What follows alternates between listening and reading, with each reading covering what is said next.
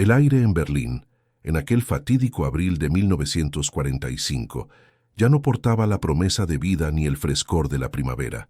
Lo que los pulmones de soldados y civiles aspiraban era una mezcla densa y asfixiante de polvo de ladrillo pulverizado, azufre y el olor acre y metálico de la muerte inminente. El Tercer Reich, que antaño se jactaba de un dominio destinado a durar 1000 años, se veía ahora reducido a un laberinto claustrofóbico de escombros y cenizas. El silencio de la noche ya no existía, reemplazado por el rugido rítmico e incesante de la artillería soviética que se aproximaba cada minuto. El suelo no era solo tierra firme, sino una entidad en convulsión, temblando bajo el peso de miles de proyectiles que transformaban la arquitectura neoclásica en polvo fino. Dentro de búnkeres profundos, bajo capas de hormigón que parecían seguras, pero que vibraban con el impacto externo, los líderes alemanes aún se aferraban a una arrogancia terminal. Alimentaban la ilusión de que sus colosos de acero, los legendarios tanques Panzer y Tiger, podrían de algún modo obrar un milagro final, un giro imposible del destino. Creían firmemente que la ingeniería alemana, con su precisión y fuerza bruta, era invencible, ignorando el hecho de que los propios cimientos físicos de la ciudad de Berlín estaban a punto de traicionarlos de forma definitiva. Suscríbete ahora y únete a nuestra legión de historiadores para vivir el pasado como nunca antes, sumergiéndote en las sombras de un imperio que se desmoronaba bajo sus propios pies. El avance inicial de las divisiones blindadas alemanas, en los años de gloria de la guerra, había sido una sinfonía de velocidad, metal y coordinación táctica. La Blitzkrieg, la guerra relámpago, había redibujado el mapa de Europa con una rapidez que asombró al mundo. Pero ahora, dentro de las estrechas fronteras de su propia capital, esa sinfonía se había convertido en un recuerdo amargo y disonante. El espacio abierto de las llanuras rusas había sido sustituido por avenidas bloqueadas y callejones que más parecían gargantas listas para ser cortadas. Mientras las columnas masivas de tanques soviéticos T-34 avanzaban como una marea imparable por las arterias principales de la ciudad, los panzers remanentes intentaban, en un esfuerzo desesperado, maniobrar para defender el corazón palpitante del régimen. El fervor de la marcha triunfal había sido reemplazado por el chirrido metálico de las orugas de acero luchando desesperadamente por tracción en superficies que ya no las aceptaban. El cambio de fortuna fue brutal e irónico. Lo que antes era una metrópolis moderna, orgullo de la civilización europea, se transformaba en una trampa geográfica mortal. La confianza de los comandantes, antes inquebrantable, comenzó a fragmentarse en puro desespero cuando se dieron cuenta de que el acero más resistente y el blindaje más grueso del mundo eran inútiles si las máquinas no podían moverse. El lodo mezclado con los escombros de las fachadas de granito y mármol comenzó a engullir esas máquinas de guerra como un monstruo hambriento, y el optimismo ciego dio paso a una pesadilla de hierro inmovilizado, donde cada esquina podía significar el final. El núcleo del conflicto se desplazó al nivel del suelo, donde la guerra dejó de ser una cuestión de grandes mapas y estrategias globales para convertirse en algo visceral, sangriento y terriblemente claustrofóbico. El olor a pólvora quemada impregnaba las fosas nasales, mientras el sonido ensordecedor de explosiones de corto alcance estallaba los pocos vidrios que aún quedaban en los marcos de las ventanas. Tanques que habían sido diseñados para dominar vastos horizontes se encontraban atascados en calles estrechas, donde el enemigo no estaba a kilómetros de distancia, sino escondido en el segundo piso de un edificio en ruinas, justo encima de sus torretas. La verticalidad de la ciudad se había convertido en un arma contra los blindados. Soldados exhaustos y civiles reclutados a toda prisa, incluyendo niños de las juventudes hitlerianas con rostros sucios de hollín y ancianos de la Volkssturm con manos temblorosas, cargaban el peso opresor de los Panzerfausts en sus hombros cansados. Se escondían detrás de montañas de escombros que antaño fueron hogares, bibliotecas o tiendas. Berlín se había convertido en un cementerio vivo, un lugar donde el impacto humano se medía en cada esquina perdida y en cada grito de agonía ahogado por el derrumbe repentino de toneladas de mampostería. El acero de los tanques, tan temido en otros tiempos, ahora parecía frágil ante la furia de una ciudad que se desintegraba sobre sus defensores y atacantes.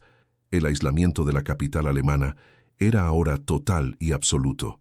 Berlín estaba cercada por un anillo de acero soviético, y el misterio de su resistencia no residía solo en la voluntad fanática de algunos, sino bajo los pies de todos los combatientes, el empedrado y los ladrillos de las calles alemanas.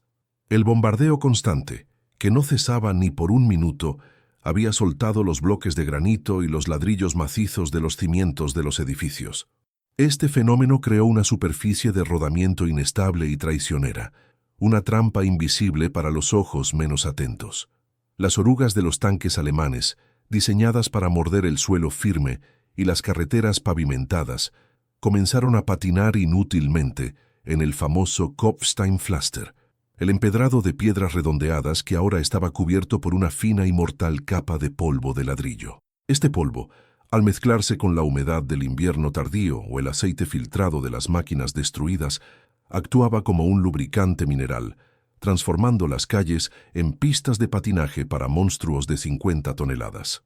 El invierno que se negaba a marchar y la escasez crítica de combustible transformaron las trincheras urbanas en tumbas heladas de metal y piedra. Atrocidades indescriptibles ocurrían en cada sótano oscuro, mientras la resistencia heroica de unos pocos soldados se mezclaba con el colapso moral completo de otros.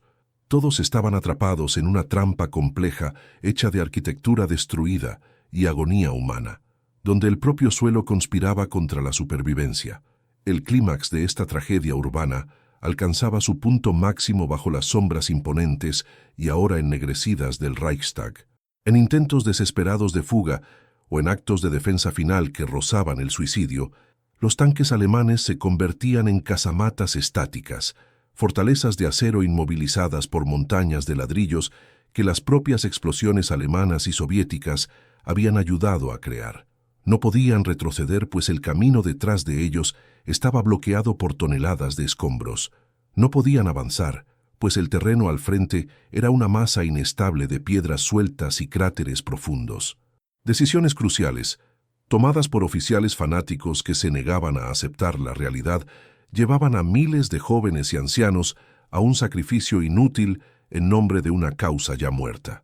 Soldados tambaleantes caminaban por la nieve sucia de ceniza y hollín, dejando rastros de sangre oscura sobre el granito frío de las aceras que antes eran el orgullo de Europa. Edificios enteros, debilitados por días de bombardeo, se desplomaban en nubes de polvo sofocante, sepultando bajo la misma capa de escombros tanto al agresor como al defensor. La resolución de esta batalla no sería una victoria gloriosa, sino una retirada caótica y una rendición inevitable, donde el precio de la arrogancia militar se pagaría con la aniquilación total y absoluta de una capital histórica. Las consecuencias de esta destrucción eran visibles en el rostro de cada superviviente que emergía, tembloroso y cegado por la luz, de los túneles profundos del metro hacia un mundo que ahora estaba hecho solo de silencio, humo y ruinas. Prisioneros de guerra eran conducidos en columnas interminables y cabizbajas sobre los mismos ladrillos y piedras que habían sellado su destino semanas antes. Las lecciones dejadas por la caída de Berlín eran amargas y profundas. La tecnología militar más avanzada del mundo, representada por los Panzers, sucumbió ante la resiliencia física de una geografía urbana destruida y la física simple de un ladrillo transformado en polvo. El legado de Berlín en 1945 permanecería vivo en la memoria colectiva de la humanidad y en las figuras de las Trümmerfrauen, las mujeres de las ruinas, que con sus propias manos limpiaron y apilaron millones de ladrillos para reconstruir, pieza por pieza, lo que la locura de la guerra había pulverizado. Las cicatrices de aquel abril permanecen hasta hoy en el alma del pueblo, y en cada marca de bala que aún puede verse en las fachadas remanentes de la ciudad, sirviendo como un recordatorio perenne del coste terrible de la arrogancia humana y del fanatismo político. La sangre derramada en la nieve sucia y el polvo de ladrillo que cubría las calles de Berlín son testigos silenciosos de una verdad universal. Al final de todo, La tierra siempre reclama lo que le pertenece. Cada ruina, cada fragmento de piedra, es un grito silencioso contra el horror de la guerra.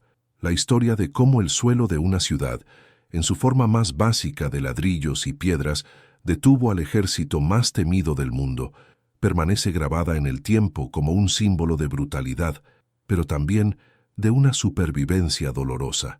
Lo que parecía ser solo los escombros de un imperio, se convirtió en la barrera final que cambió el curso de la historia moderna. Dale a me gusta, comparte y suscríbete para más historias épicas que revelan los engranajes ocultos del pasado.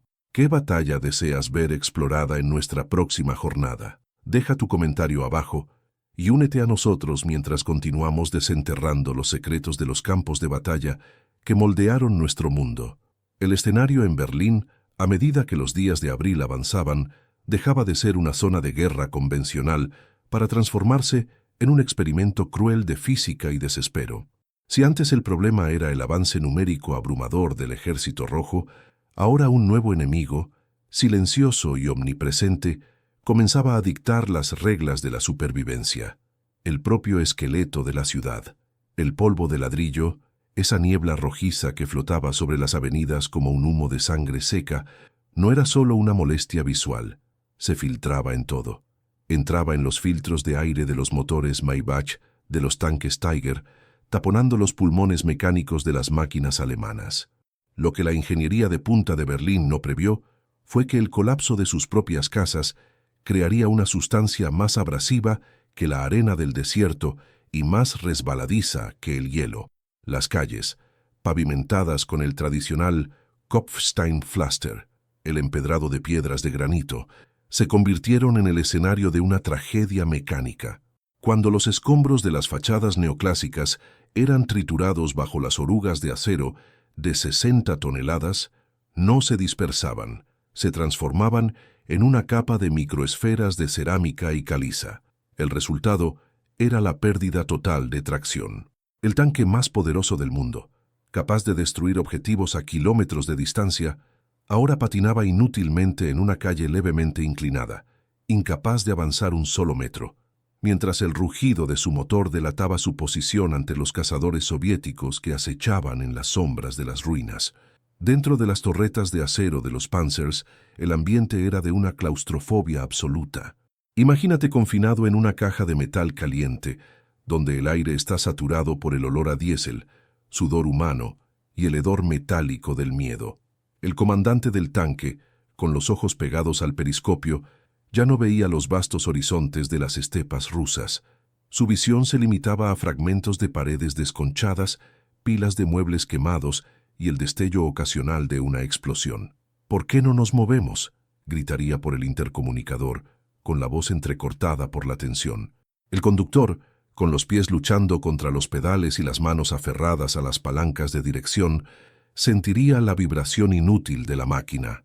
Sentiría el tanque bailar lateralmente sobre el polvo de ladrillo, una sensación de impotencia para la que ningún entrenamiento militar podría prepararlo. Para estos hombres, el acero del blindaje, que debía ser su protección, se convertía en su futura tumba. Escuchaban el sonido de los escombros raspando contra el casco inferior, un ruido seco, como si la propia tierra estuviera intentando masticar el metal. Con cada intento de acelerar, el tanque se hundía más o se deslizaba peligrosamente hacia los cráteres abiertos por la artillería.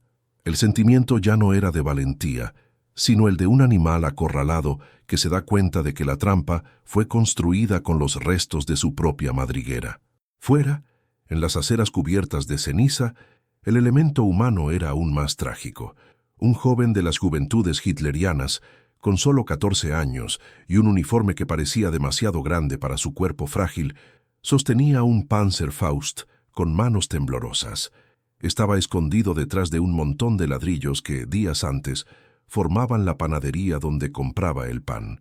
Para él, el tanque alemán detenido frente a él no era un símbolo de fuerza, sino un objetivo inmóvil que atraía el fuego enemigo. Veía el polvo rojo cubriendo las orugas del monstruo de acero y se preguntaba cómo algo tan grande podía ser vencido por algo tan pequeño como el polvo de una casa.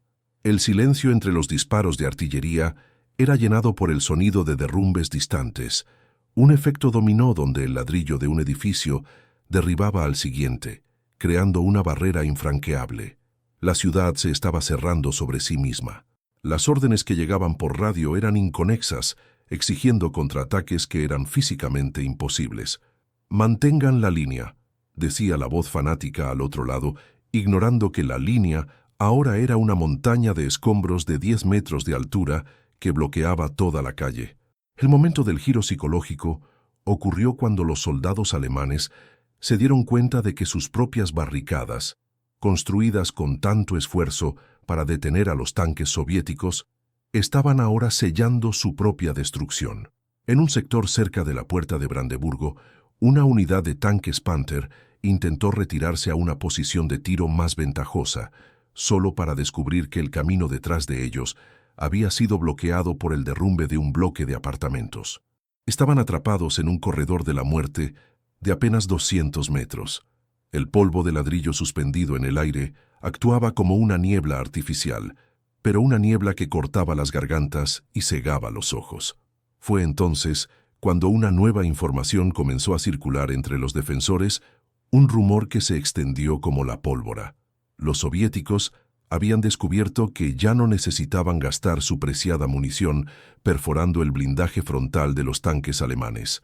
Bastaba con apuntar a las orugas o, mejor aún, destruir los edificios de las esquinas para crear avalanchas de escombros que sepultaran los vehículos enteros. La estrategia soviética cambió drásticamente. En lugar de duelos de tanques en campo abierto, comenzaron a usar sus cañones pesados para demoler el camino. Cada disparo de un obús soviético no apuntaba a un tanque específico, sino a la base de un edificio vecino. La arquitectura de Berlín, con sus ladrillos macizos y mortero antiguo, se desintegraba de forma predecible. Toneladas de mampostería caían sobre las calles, transformando los tanques alemanes en casamatas estáticas e inútiles. El Panther, una joya de la ingeniería mecánica, se veía inmovilizado por una pila de desechos domésticos, vigas de madera, bañeras de hierro fundido y millones de trozos de ladrillo. La superioridad tecnológica alemana había sido anulada por la gravedad y por la fragilidad de la materia urbana. El incidente incitante de esta fase de la batalla fue la percepción de que Berlín ya no era una ciudad siendo defendida, sino un organismo muerto, cuyos huesos estaban siendo usados para aplastar lo que quedaba de sus defensores. Este cambio de percepción trajo un desespero nuevo y más profundo. Los tripulantes de los tanques comenzaron a abandonar sus vehículos, prefiriendo enfrentar el combate en las calles a ser enterrados vivos dentro de sus máquinas. El abandono de un Tiger era un crimen castigado con la muerte por ejecución sumaria, pero la lógica de la supervivencia hablaba más fuerte que el fanatismo de los oficiales de las SS. Veían sus tanques patinando en el polvo de ladrillo, los cañones largos golpeando contra las paredes de las casas vecinas por falta de espacio para girar la torreta. La guerra urbana había devorado a la guerra de movimiento. El sonido del metal golpeando contra la piedra era la campana fúnebre del régimen. Y mientras los soviéticos avanzaban manzana por manzana, traían consigo unidades de ingeniería que usaban tractores para simplemente empujar los tanques alemanes inmovilizados fuera del camino como si fueran basura metálica. El impacto psicológico de ver un Tiger IM, el terror de los campos de batalla europeos, ser empujado a una zanja por un tractor soviético porque no conseguía tracción en el suelo de Berlín, era devastador. Para el soldado común, era la señal definitiva de que el fin no solo estaba cerca, sino que ya había llegado. La confianza en el arma milagrosa se evaporó, quedando solo la realidad desnuda y cruda de una ciudad que se había transformado en polvo. Este polvo, que ahora cubría los uniformes, los rostros y los corazones de los combatientes, era el símbolo final del fracaso. No era solo una batalla perdida, era el colapso de una visión del mundo que creía poder dominar la naturaleza y la historia a través del acero. El ladrillo de Berlín, simple y humilde, demostró ser más persistente que el Reich de 1000 años. Y mientras la noche caía sobre las ruinas, el brillo de los incendios se reflejaba en las partículas de polvo suspendidas, creando una atmósfera sobrenatural, donde el pasado de gloria de la ciudad y su presente de aniquilación se fundían en una única niebla asfixiante. La batalla de Berlín estaba siendo ganada no solo por cañones, sino por el peso muerto de la propia metrópoli. A medida que el calendario de abril de 1945 avanzaba hacia sus días finales, la situación en Berlín pasaba de un desastre táctico a un colapso existencial de la propia materia física. Nuevos obstáculos surgían cada hora, transformando la capital alemana en un terreno que desafiaba las leyes de la ingeniería y de la lógica militar. El problema ya no era solo la falta de tracción sobre el empedrado. Ahora, la propia integridad estructural del suelo berlinés estaba fallando. Bajo las calles cubiertas de polvo de ladrillo y escombros, existía una vasta y compleja red de túneles de metro, alcantarillas y canales de drenaje, muchos de ellos construidos con la misma mampostería de ladrillos macizos que ahora yacía pulverizada en la superficie. El bombardeo incesante de la artillería pesada soviética y las bombas de penetración profunda de los aliados habían comprometido estos arcos subterráneos. Cuando los tanques pesados, como el Tiger II de casi 70 toneladas, intentaban cruzar una intersección que parecía mínimamente despejada, el peso descomunal de la máquina superaba la resistencia del suelo debilitado. El resultado era aterrador. Sin previo aviso, el asfalto y el granito cedían, y el coloso de acero se hundía súbitamente en el sistema de alcantarillado o en las galerías del metro. Tanques enteros quedaban tragados por la tierra, con sus torretas apenas sobresaliendo del nivel de la calle, transformados instantáneamente en ataúdes de metal de los que no había escapatoria, mientras el agua y los desechos inundaban el compartimento de la tripulación. La logística, que ya era una pesadilla, se convirtió en una imposibilidad física. El polvo de ladrillo, ahora mezclado con el agua de las tuberías rotas que brotaban incesantemente, creaba un lodo abrasivo y espeso, una especie de cemento de fraguado rápido que se acumulaba entre las ruedas de rodadura y las orugas de los blindados. Durante la noche, cuando las temperaturas caían, esta mezcla se solidificaba, soldando las partes móviles de los tanques con una fuerza que ninguna herramienta de campo podía romper. Los mecánicos alemanes, trabajando bajo fuego constante, descubrían con horror que sus llaves inglesas y sopletes eran inútiles contra la combinación de polvo mineral e hielo. Además, los escombros habían dejado de ser solo un obstáculo pasivo para convertirse en munición secundaria. Cuando los proyectiles de alto explosivo golpeaban las pilas de ruinas, no eran solo fragmentos de metal los que volaban, sino una lluvia de trozos de ladrillos y piedras de granito que actuaban como metralla, perforando uniformes y desgarrando tejidos blandos con una eficiencia brutal.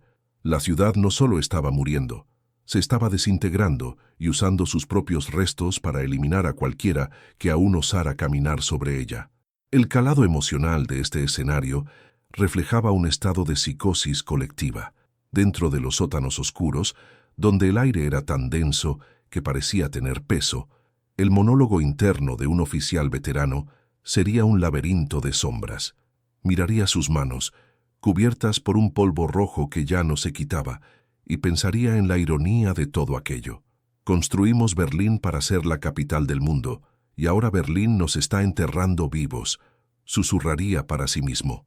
El sentimiento de traición era palpable. No era una traición solo política, sino una traición de la propia patria física. La tierra alemana, que juraron defender, se estaba convirtiendo en el agente de su ejecución.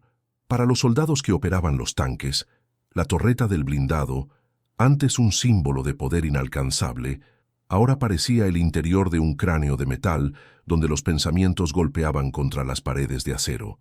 Sentían el olor de la ciudad muriendo, una mezcla de humo de madera antigua, gas de cocina escapando, cuerpos en descomposición bajo los escombros y aquel eterno y omnipresente polvo de ladrillo que sabía a tierra e historia destruida.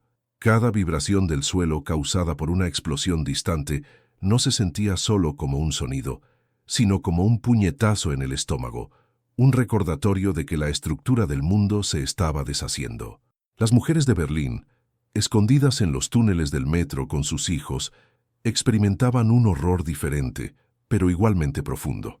Escuchaban el crujir del metal de los tanques sobre sus cabezas, un sonido que recordaba al de unas uñas arañando una pizarra, pero a una escala monumental. El miedo no era solo a los soldados soviéticos que avanzaban, sino a que el techo de ladrillos sobre ellas simplemente desistiera de luchar contra la gravedad. ¿Aguantará este ladrillo un minuto más?, preguntaría una madre, abrazando a su hijo mientras el polvo caía de las juntas del techo como un reloj de arena que marcaba el tiempo restante de sus vidas. Había una desconexión total entre lo que la propaganda oficial decía, sobre victorias inminentes y ejércitos de socorro que nunca llegarían, y la realidad táctil de lo que podían tocar, paredes húmedas, oscuridad y el fin de una civilización. El colapso moral iba acompañado del colapso de los sentidos. El mundo se había vuelto gris, rojo y ruidoso, y la idea de un futuro parecía una fantasía de un pasado muy lejano. El gran giro, el evento que cambiaría la naturaleza del conflicto de una batalla urbana a una masacre apocalíptica, ocurrió con la orden de inundar los túneles del metro de Berlín. En un acto de desespero maníaco, el mando alemán decidió que, si no podían conservar la ciudad, nadie más la tendría. Abrieron las compuertas y detonaron las paredes que separaban los túneles del metro de los canales del río Spree.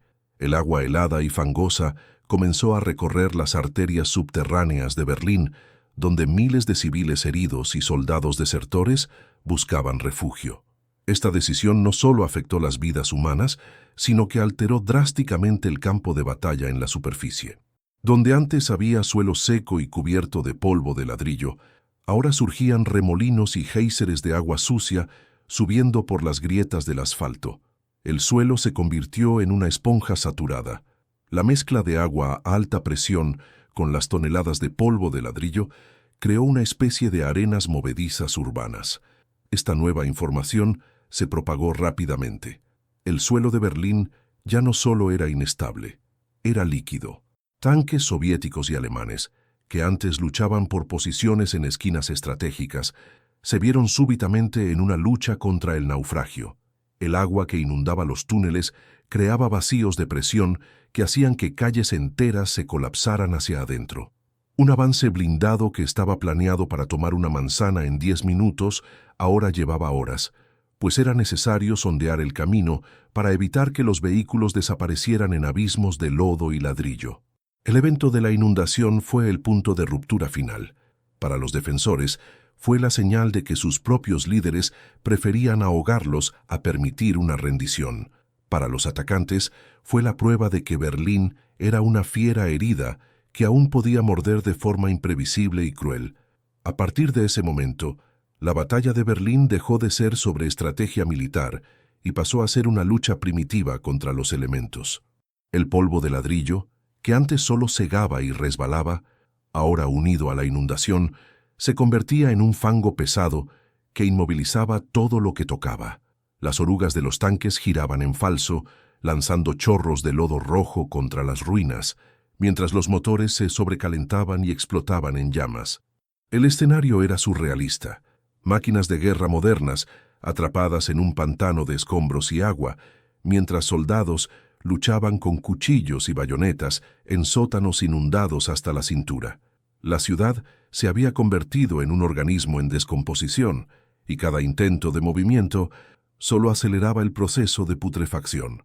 El misterio de cómo el ladrillo detuvo a los Panzers encontraba aquí su respuesta más sombría. No fue solo el objeto físico, sino la forma en que la destrucción de ese objeto, combinada con el agua y la gravedad, creó una barrera que ni el acero ni la voluntad humana podrían superar.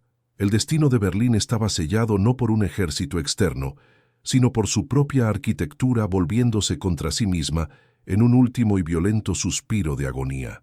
El cerco a Berlín había alcanzado una etapa donde la realidad física parecía doblarse bajo el peso del sufrimiento humano y la destrucción material. Los nuevos obstáculos que surgían ante los combatientes ya no eran solo barreras tácticas, sino una transformación completa de la topografía urbana en algo alienígena y hostil. Las avenidas que antes servían para desfiles triunfales habían desaparecido, sustituidas por cañones de escombros que se elevaban a 10 o 15 metros de altura. El polvo de ladrillo, que en las semanas anteriores era solo una niebla irritante, ahora se acumulaba en dunas rojizas, movidas por el viento caliente de las explosiones y por el desplazamiento de aire de los proyectiles soviéticos. Para los tanques alemanes que aún quedaban, la situación había pasado de crítica a imposible. El sistema de refrigeración de los motores, diseñado para las llanuras limpias, estaba en colapso total. El polvo fino de cerámica y caliza actuaba como una pasta abrasiva dentro de los cilindros, destruyendo los anillos del pistón y fundiendo las piezas metálicas en pocas horas de operación. Los mecánicos, trabajando en condiciones de pesadilla, describían el interior de los motores como si hubieran sido rellenados con vidrio molido. Cada metro avanzado era una sentencia de muerte para la máquina, y el sonido de los motores Maybach ya no era un rugido de poder, sino un gemido metálico de agonía, una tos seca que precedía al silencio final del hierro. La comunicación entre las unidades blindadas y el alto mando se había evaporado en el humo. Los hilos de teléfono de campaña, tendidos a toda prisa sobre los escombros, eran constantemente cortados por la fricción de las piedras de granito afiladas o por el fuego de artillería. Los radios, por su parte, se volvieron inútiles. Las partículas minerales en suspensión, cargadas eléctricamente por las llamas y el humo metálico, creaban una estática impenetrable. Los tanques se convirtieron en islas de acero aisladas en un mar de polvo rojo. Sin combustible, sin munición y sin órdenes, muchos comandantes tomaban la decisión final de transformar sus vehículos en casamatas estáticas en esquinas estratégicas, enterrándolos parcialmente en los escombros para ofrecer un perfil menor al enemigo. Pero Berlín guardaba un último truco cruel.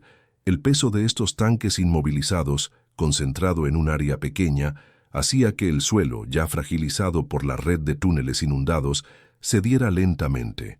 No era raro encontrar un Tiger II a la mañana siguiente, hundido hasta la mitad de la torreta, no por culpa del fuego enemigo, sino porque la propia ciudad lo estaba engullendo, como si intentara digerir el metal intruso que la había herido. En el fondo de este abismo, el calado emocional de los defensores alcanzaba un punto de ruptura psicológica. Un comandante de Panzer, sentado en la oscuridad de su torreta, sentiría el peso de cada ladrillo que componía la ciudad. En su monólogo interno, la gloria del Reich no pasaba de ser un chiste de mal gusto contado por un loco. ¿Qué estamos protegiendo?, se preguntaría, mientras el sudor limpiaba rastros oscuros en el polvo rojo que cubría su rostro. Cada disparo que hago derriba un trozo más de mi propia casa. Cada metro que el soviético avanza está pavimentado con los huesos de mis amigos y el barro de nuestras bibliotecas. El sentimiento de ser un fantasma en una ciudad de fantasmas se había vuelto omnipresente. Ya no luchaban por una ideología o por un líder, sino por un instinto primitivo de no morir solos en la oscuridad. El olor de Berlín era ahora una firma indeleble en el alma. El aroma de libros antiguos quemándose, mezclado con el olor de carne podrida viniendo de los sótanos y el eterno aroma mineral del ladrillo pulverizado. Para estos hombres, la armadura de acero del tanque ya no era una protección contra el mundo exterior, sino una barrera que los separaba de la humanidad que aún quedaba en ellos. Veían, a través de las rendijas de visión, a los niños de las juventudes hitlerianas corriendo entre los escombros con sus Panzerfausts, y sentían una náusea profunda al darse cuenta de que esa era la última línea de defensa de un imperio que se decía eterno. El acero estaba frío, el corazón estaba helado, y lo único caliente en Berlín era el fuego que consumía lo que quedaba de la civilización. Mientras tanto, en los refugios subterráneos, la percepción de los civiles cambiaba del miedo a una aceptación letárgica del final. Las madres ya no contaban los días, sino los intervalos entre los bombardeos. Observaban el polvo caer de las juntas de los ladrillos en el techo y veían allí un reloj de arena divino. Cuando el polvo deje de caer, será porque ya no hay nada que vibre. Y cuando no haya más vibración, estaremos todos muertos, pensaría una mujer, abrazando a su hijo, que ya no lloraba por hambre, sino por un cansancio que ningún niño debería conocer. El aislamiento emocional era tan profundo como el aislamiento físico. Berlín ya no era una ciudad, era un estado mental de aniquilación. La conexión entre el soldado en el tanque y el civil en el sótano era el ladrillo. Para uno, era el obstáculo que inmovilizaba su máquina. Para el otro, era la frágil cáscara que lo protegía de ser vaporizado por la siguiente explosión. Ambos estaban unidos por el mismo destino mineral. El gran giro de esta fase de la batalla, el evento que rasgó el velo de la negación, fue el anuncio susurrado y luego gritado por los altavoces soviéticos de que el Führer había muerto. La noticia del suicidio de Hitler en el búnker golpeó las líneas de defensa como una onda de choque física más poderosa que cualquier proyectil de 122 milímetros. Para los fanáticos fue el fin del mundo.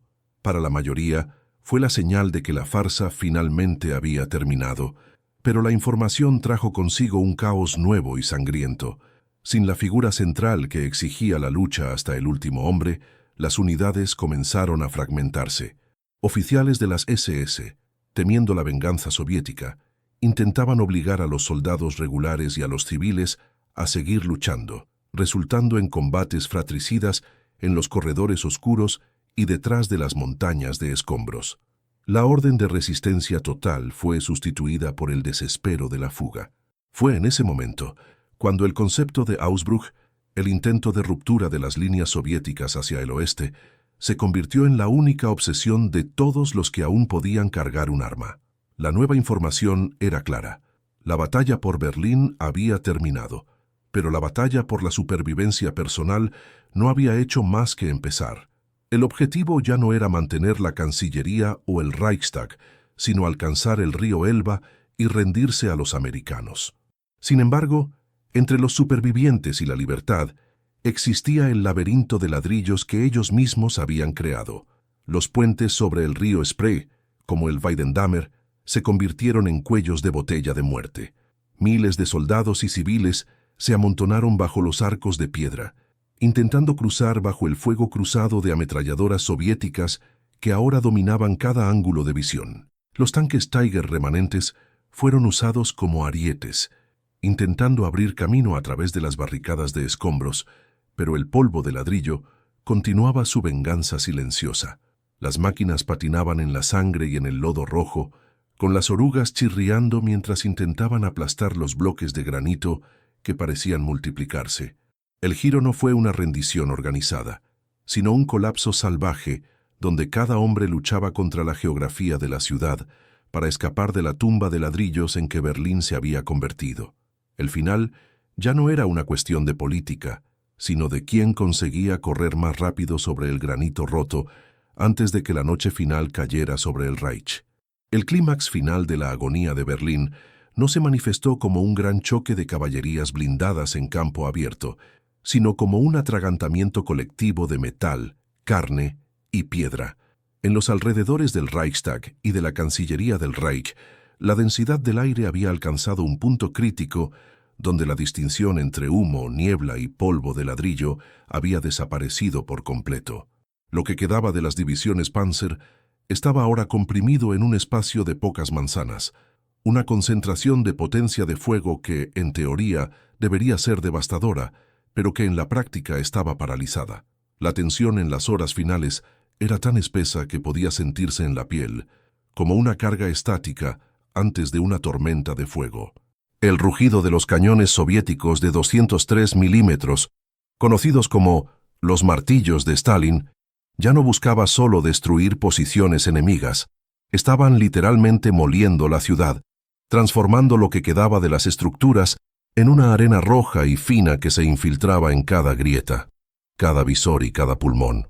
El sonido era una pulsación constante que hacía vibrar la sangre dentro de las venas de los combatientes, un recordatorio rítmico de que el tiempo del Tercer Reich ya no se contaba en años, sino en respiraciones cortas y desesperadas.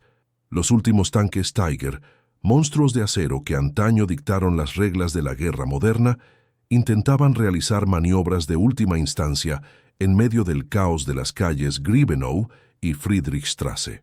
Pero el suelo de Berlín había dicho su última palabra. El polvo de ladrillo acumulado en los engranajes y en las orugas había alcanzado una masa crítica.